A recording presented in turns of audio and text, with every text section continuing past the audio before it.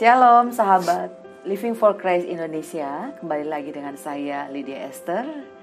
Tentunya dalam program Living for Christ Indonesia. Dan dalam program kami kita akan mengangkat kisah para hamba Tuhan, bagaimana mereka melayani Tuhan, visi dan misi mereka di dalam ladang Tuhan.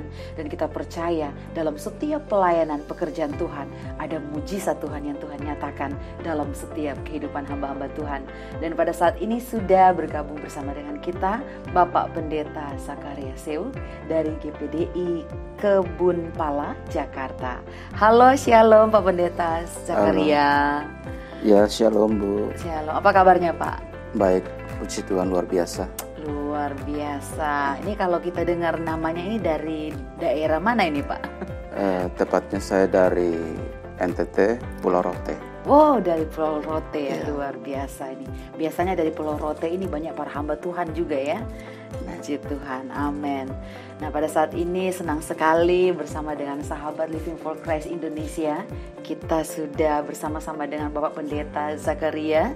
Dan pada saat ini kita akan ngobrol-ngobrol ya Pak ya. Kita akan berbincang-bincang tentang Yesus pastinya. Karena kita percaya dalam setiap pelayanan Tuhan, ketika kita membicarakan tentang Yesus, di situ ada mujizat Tuhan yang Tuhan nyatakan buat kita semua.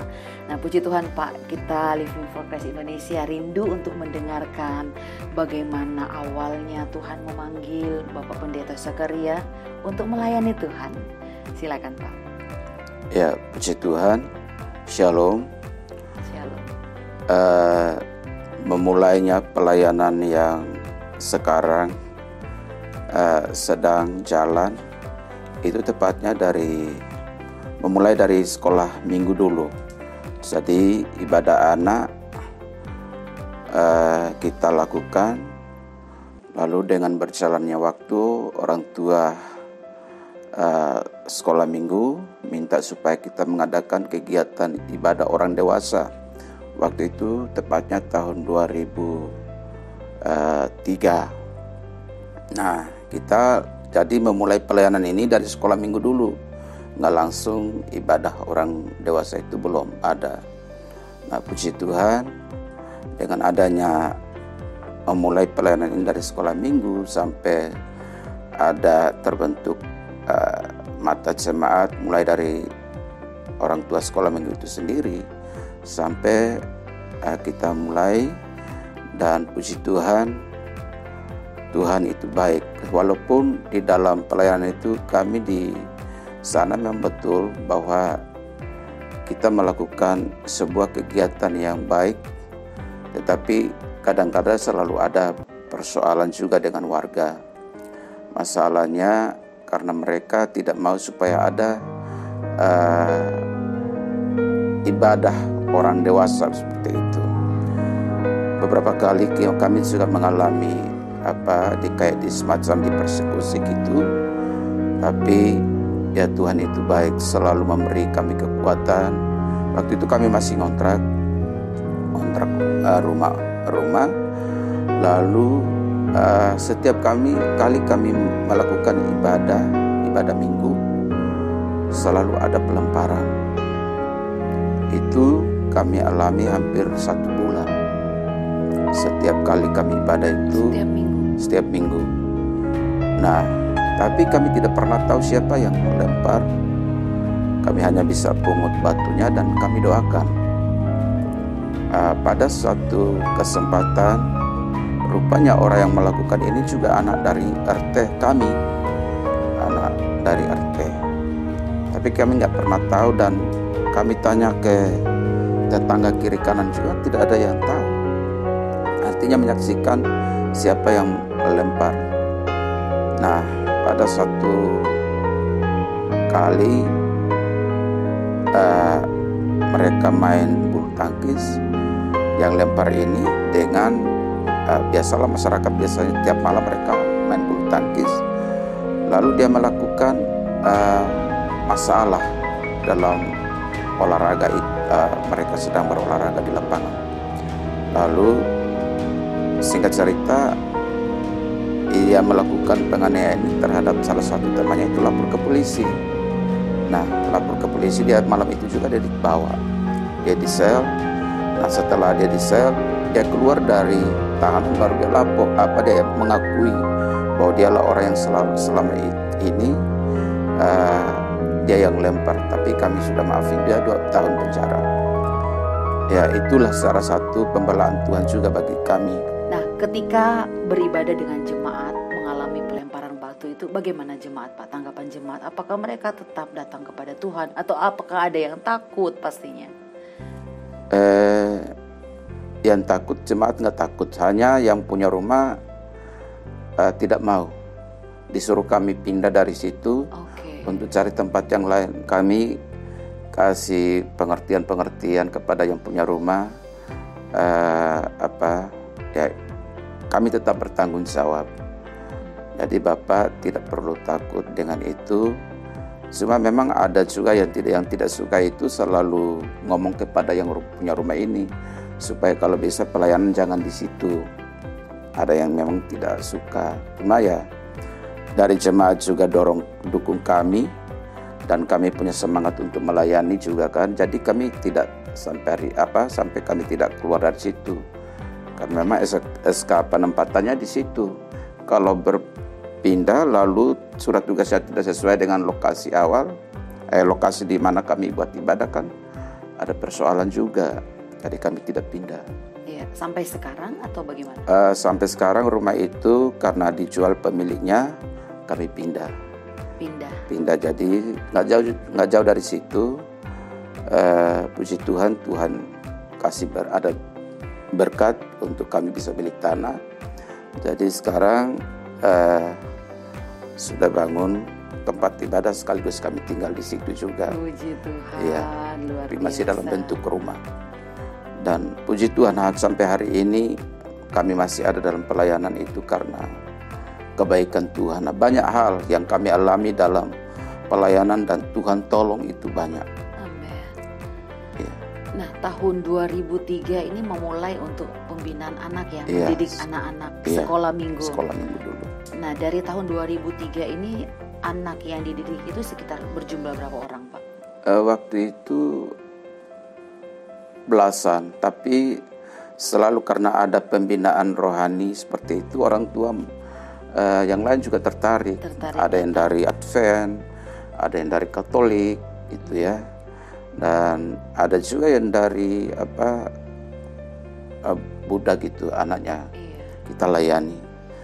Jadi orang tuanya tidak ikut, cuma anaknya dibawa ke dalam ibadah anak itu untuk selalu kami layani. Jadi puji Tuhan ada hal baik, karena selama kita melakukan pelayanan di sana, anak-anak itu justru menurut kata orang tuanya ya, nilai agamanya bagus. Nah, itulah yang kami juga bersyukur itu, bahwa ternyata ada dampak yang baik terhadap anak-anak. Itu kesaksian dari orang tua mereka bahwa nilai agama anaknya baik. Jadi baik. Iya. Nah, di dalam kita melayani Tuhan, Pak, pasti ada mujizat Tuhan yang Tuhan nyatakan. Apalagi kita percaya bahwa ketika kita mengandalkan Tuhan, mujizat Tuhan berlaku buat kita semua. Bahkan Tuhan melakukan perkara-perkara yang ajaib. Nah, boleh Pak diceritakan ke sahabat Living for Christ Indonesia, mujizat apa saja yang Tuhan sudah buat di gereja Bapak atau Pendeta Zakaria alami? Yang saya alami secara pribadi, bahwa pernah saya tenggelam. Oh ya? Dalam pelayanan, saya melakukan pelayanan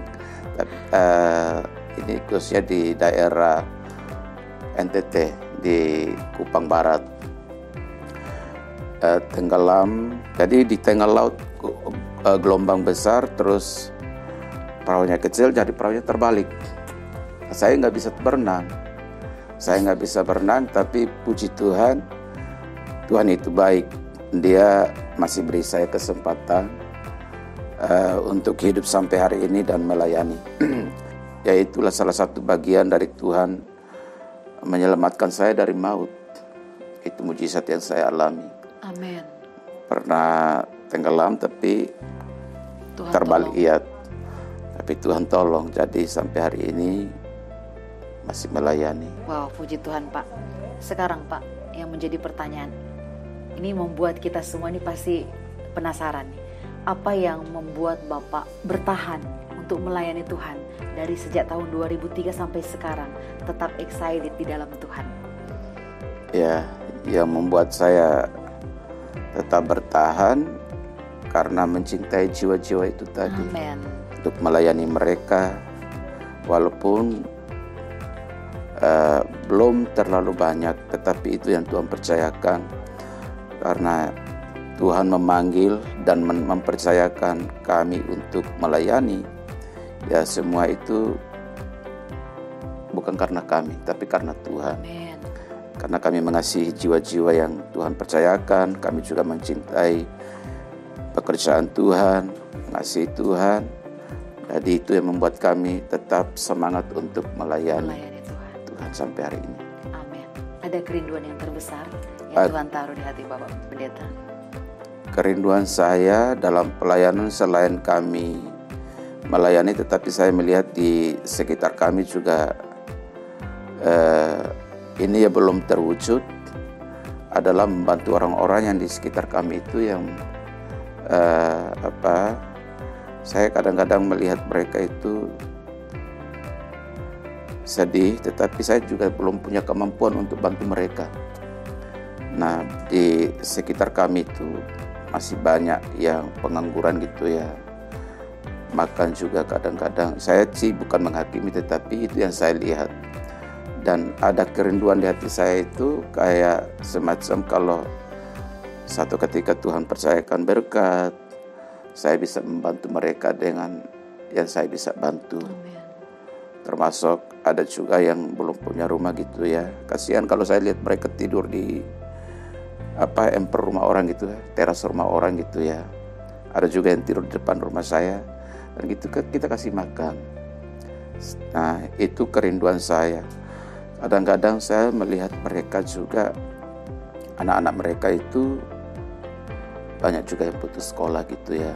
Memang pemerintah memberikan program supaya semua harus sekolah, tetapi karena kadang-kadang anak-anak juga nggak punya keinginan untuk mau, sekalipun pemerintah sudah fasilitasi.